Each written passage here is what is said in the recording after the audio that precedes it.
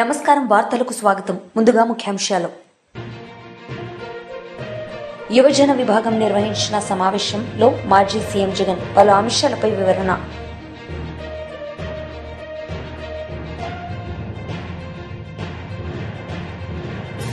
కేంద్ర మంత్రి కిషన్ రెడ్డి మీడియా సమావేశం పలు అంశాలపై వివరణ.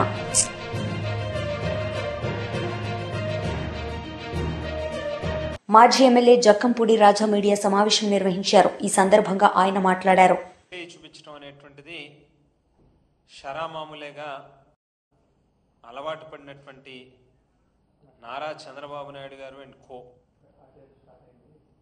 2024 ఎన్నికల్లో సైతం అదే రకమైనటువంటి ఒరవడిని కొనసాగించారనేటువంటిది స్పష్టంగా కనిపిస్తూ ఉంది.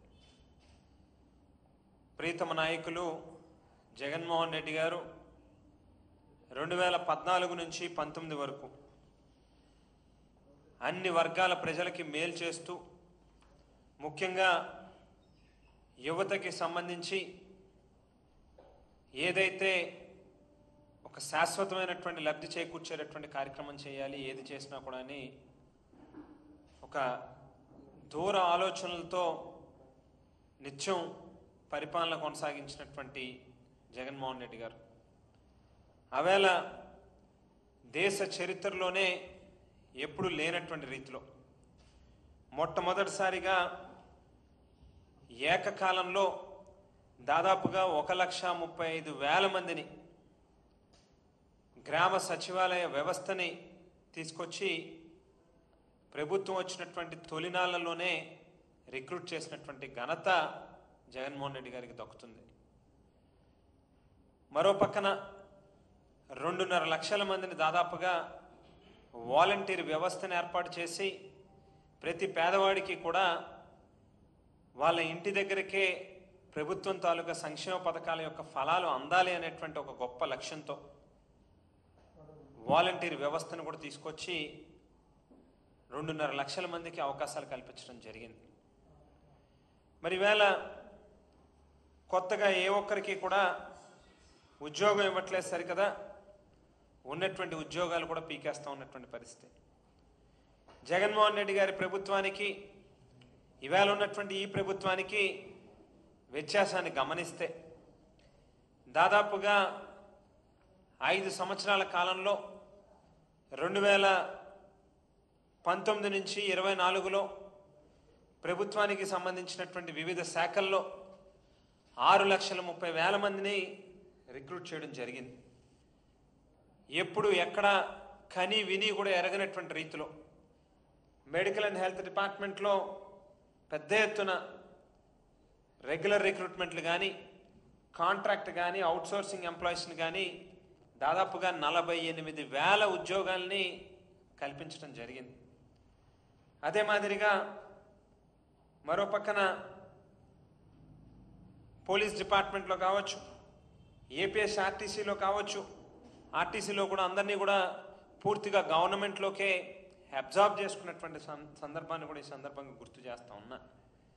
మరి మాదిరిగా ఏ డిపార్ట్మెంట్ తీసుకున్నా కూడా పెద్ద ఎత్తున 6,31,000 మందికి ఉద్యోగాల కల్పన ఆవేళ జగన్మోహన్ రెడ్డి గారు చేస్తే, మరో పక్కన ప్రైవేట్ వ్యవస్థల్లో కూడా ఎంఎస్ఎంఈలని ప్రోత్సహిస్తూ ఎవరైతే గవర్నమెంట్ దగ్గర నుంచి ప్రోత్సాహకాలు అందుకుని కొత్తగా ఎంఎస్ఎంఈల్ని స్థాపించుకుని స్వయం ఉపాధికి సంబంధించినటువంటి ఇండస్ట్రీలను కూడా వాళ్ళు పెట్టుకున్నారు. దాదాపుగా ఆ 5 సంవత్సరాల కాలంలో 33,82,242 మందికి ఆవేళ ఎంఎస్ఎంఈలో కూడా ఉద్యోగాలు రావడం జరిగింది. అంటే దాదాపుగా ప్రభుత్వ రంగంలోని ప్రైవేట్ రంగంలోని కలిపి 40 లక్షల మంది పైచులుక ఉద్యోగాలు వచ్చినట్టుగా ఏదైతే సోషియో ఎకనామిక్ సర్వే రిపోర్ట్లోనే పొందుపరచడం జరిగింది చాలా స్పష్టంగా. అటువంటిది ఈవేళ మనం చూస్తే చంద్రబాబు నాయుడు గారి ప్రభుత్వంలో రాష్ట్రం అంతా మొత్తం ప్రతి ఇంటికి కూడా ఉద్యోగం ఇస్తానన్నారు. ఉద్యోగం లేనటువంటి పక్షంలో నెలకి 3,000 రూపాయల చొప్పున నిరుద్యోగ భృతి ఇస్తామని చెప్పి ఊరు వాడ ప్రచారం చేశారు. ఆయనతో పాటుగా పవన్ కళ్యాణ్ గారు కావచ్చు, లేక బీజేపీ నాయకులు కావచ్చు. యువజన విభాగం నిర్వహించిన సమావేశంలో మాజీ సీఎం జగన్ పాల్గొన్నారు. ఈ సందర్భంగా ఆయన ప్రసంగించారు. చేస్తా ఉన్నాం, ప్రతిపక్షంలో ఉన్నాం, ప్రతిపక్షంలో ఉంటూ ప్రభుత్వం పనిచేస్తూ ఉన్న విధానాన్ని ప్రశ్నిస్తూ ప్రభుత్వం ఇచ్చిన హామీలను ఆ ప్రభుత్వం ఎగరగొడతా ఉన్న నేపథ్యంలో ఆ ప్రభుత్వాన్ని గట్టిగా నిలదీస్తూ నిద్రపోతా ఉన్న ఈ ప్రభుత్వాన్ని మేలుకొల్పే ప్రయత్నం గట్టిగా చేస్తూ ఉన్నాం. చేసే ఈ ప్రక్రియలో ఆర్గనైజేషన్ పరంగా ఇంకా మనం బలంగా ఎదగాలి. ఎదుగుదల అన్నది ఎందుకు అవసరము, ఎందుకంత ఇంపార్టెంటు అన్నది క్లుప్తంగా చెప్తా. ఈరోజు మన పార్టీని చూసినప్పుడు చాలామంది ఎమ్మెల్యేలు కొత్త వాళ్ళే. మన పార్టీ వచ్చినప్పుడే 2011లో మన పార్టీ మనం స్థాపించిన పరిస్థితుల మధ్యలో గమనిస్తే, నేను అప్పట్లో కాంగ్రెస్ పార్టీ నుంచి బయటకు వచ్చిన. నేను బయటకు వచ్చినప్పుడు నాతో పాటు వెనకాల ఎవరు లేరు. నేను మా అమ్మ ఇద్దరు మాత్రమే బయటకు వచ్చినాం. అక్కడి నుంచి మొదలైంది ప్రస్థానం. నాతో పాటు కొంతమంది నాయకులు, నా మీద వ్యక్తిగతంగా అభిమానం ఉన్న నాయకులు కొంతమంది, మా కడప జిల్లాల నుంచి మరి ముఖ్యంగా కొంతమంది నాయకులు నాతో పాటు రావాలని అడుగులు ముందుకేశారు. నేనన్నా, నా పరిస్థితి ఏమిటో నాకే అర్థం కావడం లేదు. అందరూ అంటా ఉన్నారు, కేంద్రంలో కాంగ్రెస్ పార్టీతో ఢీకొంటా ఉన్నావు, రాష్ట్రంలో ముఖ్యమంత్రితో ఢీకొంటా ఉన్నావు కాంగ్రెస్ పార్టీతో. ఇలాంటి పరిస్థితుల్లో నా పరిస్థితి అగమ్య గోచరంగా ఉన్నప్పుడు నేను మిమ్మల్ని నాతో పాటు రమ్మని చెప్పి నేను చెప్పలేను. దేవుడు ఆశీర్వదించి నేను ఎదిగినప్పుడు, నేను బాగున్నప్పుడు అప్పుడు రండి అని చెప్పి కొంతమందికి చెప్పిన. ఇట్లా రాష్ట్రం వైపు తిరిగి చూస్తే ఎవ్వరూ లేరు వెనకాల. కేవలం నేను, నాతో పాటు అమ్మ, మేము మాత్రమే ఉన్నాం. ఆ ప్రస్థానం అక్కడి నుంచి మొదలైంది. కానీ రాజకీయాలలో ఎప్పటికీ కూడా విలువలు, విశ్వసనీయత ఇవి మాత్రం ఎక్కడా ఎప్పుడూ తగ్గనేలా. ఎన్ని కష్టాలు వచ్చినా కూడా ఇటువైపు చూస్తే పొలిటికల్ ఒబ్లివియన్ అంటారు, ఏ రోజు కూడా కాంప్రమైజ్ కాల. విలువలు, విశ్వసనీయత అన్న దానికి మాత్రం పెద్ద పీట వేశాం. విలువలు, విశ్వసనీయత అన్నది ఎట్లాంటి పరిస్థితిలో ఉన్నా కూడా ఏ రోజు కూడా అవి ప్రశ్నించే పరిస్థితిలో ఏ రోజు రాజకీయాలు ఎప్పుడు చేయలే. అక్కడి నుంచి సాగింది రాజకీయ ప్రయాణం. ఆ తర్వాత నాతో పాటు 18 మంది ఎమ్మెల్యేలు కాంగ్రెస్ పార్టీ వీడి నాతో పాటు రావాలన్నారు. అందరినీ పదవులు రాజీనామా చేయమన్నా. రాజమోహన్ రెడ్డి ఎంపీ నాతో పాటే వస్తానన్నాడు. అన్న రాజీనామా చేయన్న. రాజీనామా చేశాడు, వచ్చినాడు. బై ఎలక్షన్ జరిగింది. నా ఎలక్షన్ బై ఎలక్షన్, అమ్మ election by election, Rajamohan Reddy election by election. నా ఎలక్షన్లో 5,40,000 మెజారిటీ. ఆ 14th లోక్సభలో హైయెస్ట్ మెజారిటీ వచ్చింది మీ అన్నకే, జగన్కే. ఆ రోజు మనం ప్రమాణ స్వీకారం చేసేటప్పుడు పార్లమెంట్లో ప్రతి తల్లా కూడా మన వైపే తిరిగి చూస్తుంది. Highest majority in the 14th Lok Sabha. కానీ జీర్ణించుకోలేని పరిస్థితిలో మన మీద అంతే పగబట్టడం కూడా ఆ మెజారిటీని చూసి అనుకోండి, అది వేరే విషయం. ఆ తర్వాత అమ్మ, తర్వాత రాజమోహన్ రెడ్డి కాంగ్రెస్ పార్టీలో ఉన్నప్పుడు పోటీ చేసినప్పుడు వచ్చిన మెజారిటీ కన్నా అంతకన్నా 2 మెజారిటీతో ఆయన గెలిచినాడు. 2.5 లక్షల majority. SEEDAP chairman Goonapati Deepak Reddy media సమావేశం నిర్వహించారు. ఈ సందర్భంగా ఆయన మాట్లాడారు. నాయకులు అనేక దుష్ప్రచారాలు చేసుకుంటా ముందుకు పోతున్నారు. జగన్మోహన్ రెడ్డి జగన్ మోసాలతో జగత్ అబద్ధాలతో మభ్యపెట్టే విధంగా వాళ్ళ రాజకీయం ముందుకు పోతున్నారు. నాకు అనిపించేది ఏంది అని అంటే ఆపోజిషన్ స్టేటస్ కూడా ఇవ్వలేదు వైసీపీ పార్టీకి అనే బాధతో ఆంధ్ర రాష్ట్ర ప్రజలపైన కక్షగట్టినట్టు నాకు అర్థమవుతూ ఉంది. మీరు చూస్తే ఇప్పుడు అన్ని రకాల వర్గాల ప్రజల్ని ఏదో ఒక విధంగా అసత్యాలు చెప్పి మభ్యపెట్టే ప్రయత్నాలు చేస్తూ ఇప్పుడు చివరిగా యువత దగ్గరికి వచ్చినారు. యువతకి కూడా రకరకాల అసత్యాలు ప్రచారం చేస్తున్నారు. అందుకని ఈ ప్రెస్ మీట్ ద్వారా కూటమి ప్రభుత్వం ద్వారా జరిగే మంచి ప్రజల దృష్టికి యువత దృష్టికి ముఖ్యంగా తేవాలనుకుంటున్నాం. గతంలో మీరు చూస్తే వైఎస్ఆర్ పార్టీ 2,30,000 ఉద్యోగాలు ఇస్తాము అని చెప్పి హామీ ఇచ్చి ప్రతి సంవత్సరము జాబ్ క్యాలెండర్ తీసుకొని వస్తాము అని చెప్పి నిరుద్యోగ యువతకి నిలువున ముంచింది వాస్తవము కాదా అని చెప్పి నేను ఈరోజు ప్రశ్నిస్తున్నాను. అదేవిధంగా జగన్మోహన్ రెడ్డి మొదటి సంవత్సరం మనం గుర్తుపెట్టుకుంటే 1,80,000 కోట్ల పెట్టుబడులు కంపెనీలు మన రాష్ట్రాన్ని వదిలిపెట్టి వెళ్ళిపోయినాయి. ఆ పోత వాళ్ళు ఏమన్నారు అని అంటే ఫైనాన్షియల్ టెర్రరిజం జరుగుతూ ఉంది, ఆర్థిక ఉగ్రవాది జగన్మోహన్ రెడ్డి అని చెప్పి ఆ కంపెనీకి సంబంధించిన వాళ్ళు చెప్పిపోవటము ఇది వాస్తవము కాదా? నేను ముఖ్యంగా ఇంకొకటి అందరి దృష్టికి తేవాలనుకుంటున్నాను. ఒకసారి మళ్ళా వెనక్కి తిరిగి చూస్తే అప్పుడు సామెత అందరి నోట్లో ఏముండేది అని అంటే హార్డ్వేర్ కంపెనీలు దరిమేశాడు, సాఫ్ట్వేర్ కంపెనీలు దరివేశాడు, చివరిగా అండర్వేర్ కంపెనీని కూడా దరిమేసినాడు జగన్మోహన్ రెడ్డి అనేది అప్పుడు అందరి నోట్లో ఉండేది. అది ఒకసారి అందరికి గుర్తు చేస్తున్నాను. ఇంకొకటి అందరి దృష్టికి నేను తేవాలనుకుంటున్నాను. ఆల్రెడీ మీకు కూడా తెలుసుంటుంది. పవర్ కంపెనీల అగ్రిమెంట్లు క్యాన్సిల్ చేసి కేంద్ర ప్రభుత్వం కూడా అనేక సార్లు చెప్పింది ఇది చేస్తే తప్పు, రాష్ట్రానికే కాదు దేశానికి చెడ్డ పేరు వస్తుంది అని చెప్తే కూడా వినకుండా ఆ అగ్రిమెంట్స్ క్యాన్సిల్ చేసి ఆ కంపెనీలు వాళ్ళు కోర్టుకు పోతే దాదాపు 12,250 కోట్లు ఊరికే వాళ్ళకి కట్టాల్సి వచ్చింది. అంటే పవర్ తీసుకోకుండా. అంటే ఇది డైరెక్ట్గా ప్రజల డబ్బుల్ని ఏ విధంగా దుర్వినియోగం చేశాడు, దోచుకున్నాడు అని చెప్పి మనం తెలుపుకుంటున్నాను. తర్వాత ఇంకొకటి కూడా ప్రజల దృష్టికి తేవాలి.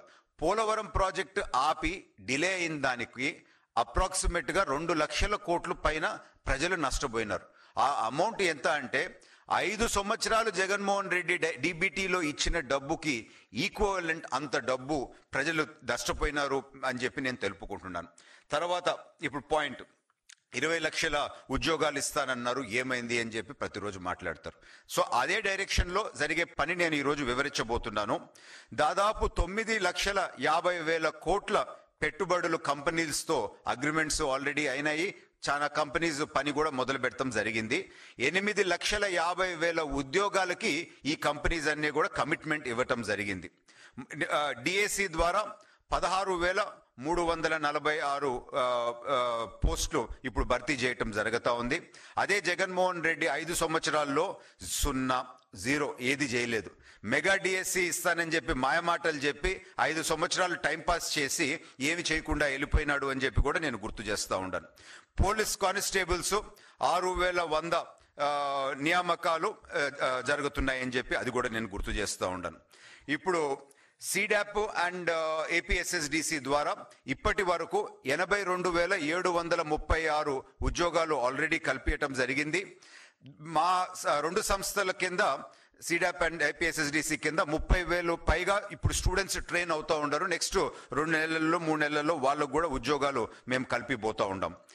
మాజీ మంత్రి గంగుల కమలాకర్ మీడియా సమావేశం నిర్వహించారు. ఈ సందర్భంగా ఆయన మాట్లాడారు. ఈరోజు మీరు ఏం మాట్లాడినరు? మీరు మొత్తం మాటలల్లో ఏం కనబడ్డది?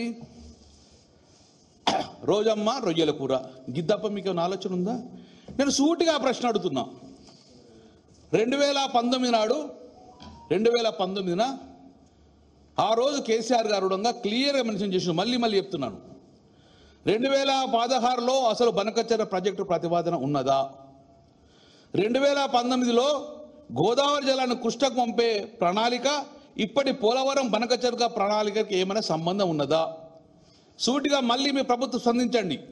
కేసీఆర్ గారు ఆ రోజు పోయినప్పుడు ఆయన మెన్షన్ చేసినప్పుడు ఆ రోజు బనకచెర్ల పురలే లేదు కదా, బనకచెర్లకు ఉన్న కేసీఆర్ గారు టూర్కు ఏం సంబంధము అని మేము చెప్తున్నాం.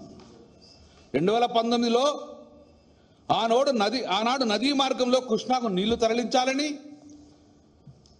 తద్వారా మహబూబ్ నగర్, నల్లగొండ జిల్లాలకు నీళ్లు రావాలనేది కేసీఆర్ ఆలోచన. దాని ద్వారానే 2019లో ఆ రోజు అక్కడ పోవడం జరిగింది. కానీ ఆ రోజు ఆ ప్రణాళికనే ఇప్పటివరకు ముందుకు పోలే. ఆ కారణం చెప్తుర్రు, సూటిగా ప్రభుత్వం నడుతాను.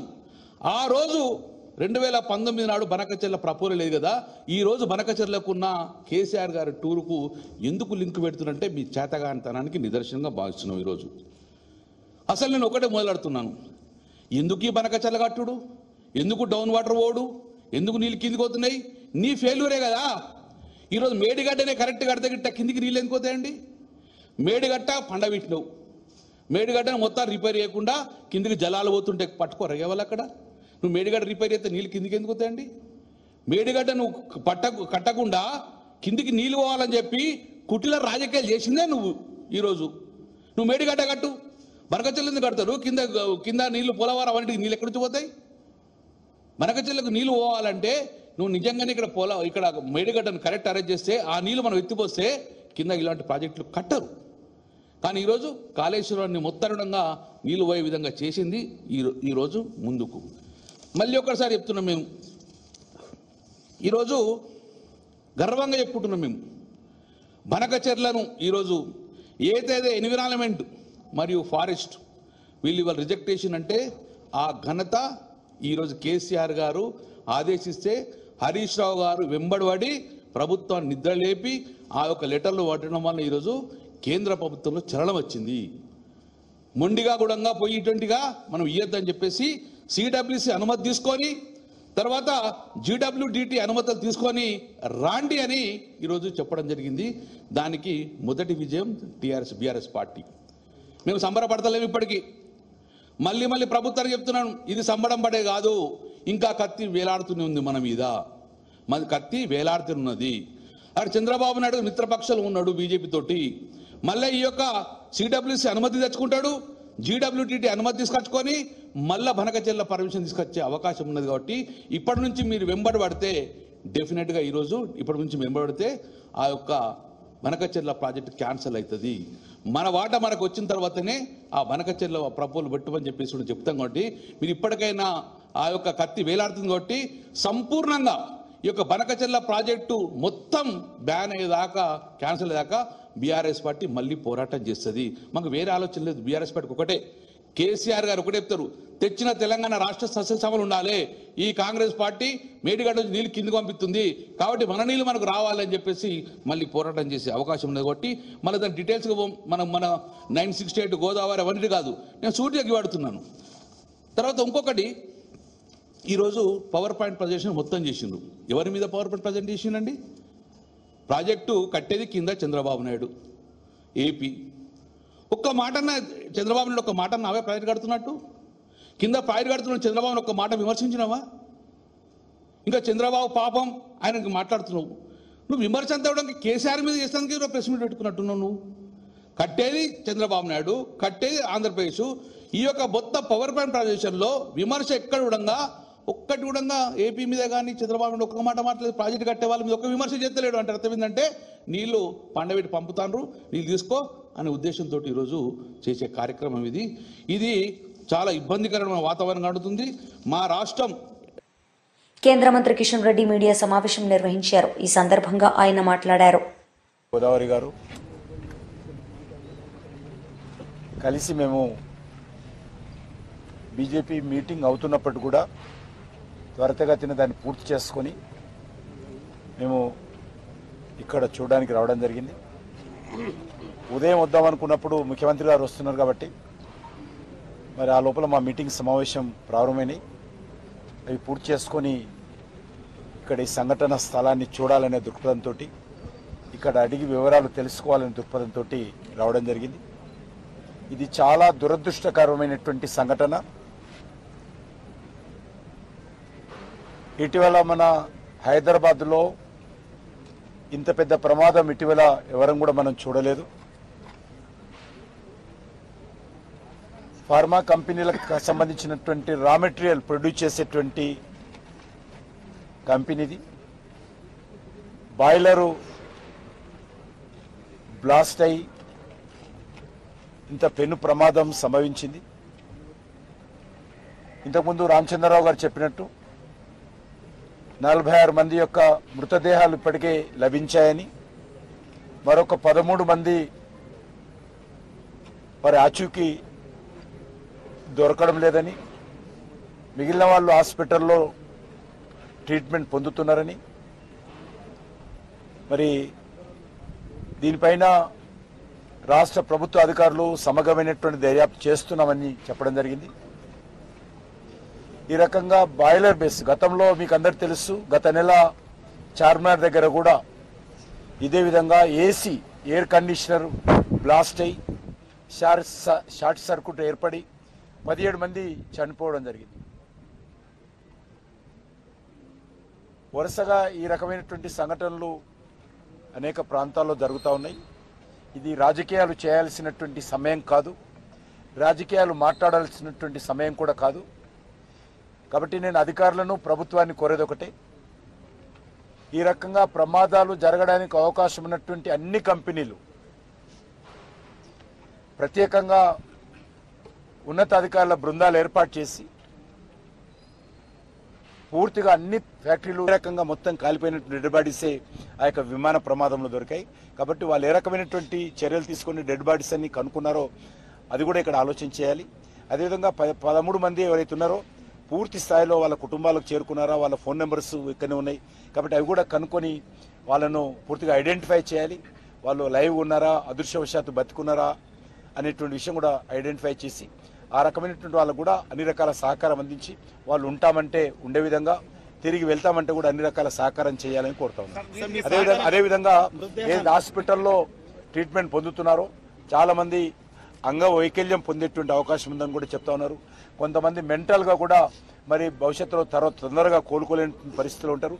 అలాంటి వారు కూడా పూర్తి స్థాయిలో వాళ్లకు మరి అన్ని రకాల సహకారం అందించే విధంగా చర్యలు తీసుకోవాల్సిందే కోరుతా ఉన్నాను. మృతదేహాన్ని తరలించేటప్పుడు రాష్ట్ర ప్రభుత్వం సహకారం అవుతుంది. మీ కేంద్రం నుంచి ఎలాంటి సహకారం, ఆ రాష్ట్రాలు తరలించేందుకు ఎలాంటి టీములు? డెడ్ బాడీస్ అన్ని కూడా రాష్ట్ర ప్రభుత్వ ఆధ్వర్యంలో ఉంటాయి. ఎక్విప్మెంట్స్ సపరేటు కేంద్ర ప్రభుత్వానికి ఉండవు. ఎక్విప్మెంట్ అన్ని కూడా రాష్ట్ర ప్రభుత్వం ఉంటాయి. దాంట్లో కేంద్ర ప్రభుత్వం ఏ రకమైనటువంటి సహకారం చేయాలని మాకున్నది ఇక్కడ ఉండేటువంటిది మనకు ఈఎస్ఐ హాస్పిటల్, ఎయిమ్స్ హాస్పిటల్ రెండే ఉంటాయి. కాబట్టి అక్కడ అంబులెన్స్లు కూడా తక్కువ ఉంటాయి. 108 ఇటువంటి ఉంటాయి, ఏసీ కూడా ఉంటాయి. కాబట్టి ఖచ్చితంగా నేను డెడ్ బాడీస్ కూడా మరి 36 గంటలు బీహార్కి వెళ్ళాలంటే 36 అవర్స్ పడుతుంది. 36 అవర్స్ లోపల మరింత శవం కుళ్ళిపోయేటువంటి అవకాశం ఉంటే ఇప్పటికే కాలిపోయినటువంటి డెడ్. వార్తలు ముగించే ముందు ముఖ్యాంశాలు మరోసారి. యువజన విభాగం నిర్వహించిన సమావేశంలో మాజీ సీఎం జగన్ పలు అంశాలపై వివరణ.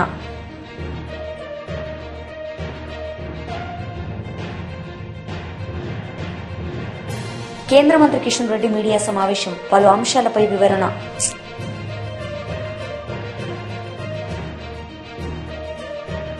ఈ వార్తలు ఇంతటితో సమాప్తం. తిరిగి ప్రసారమయ్యే వార్తల్లో మళ్లీ కలుద్దాం. అంతవరకు సెలవు. నమస్తే.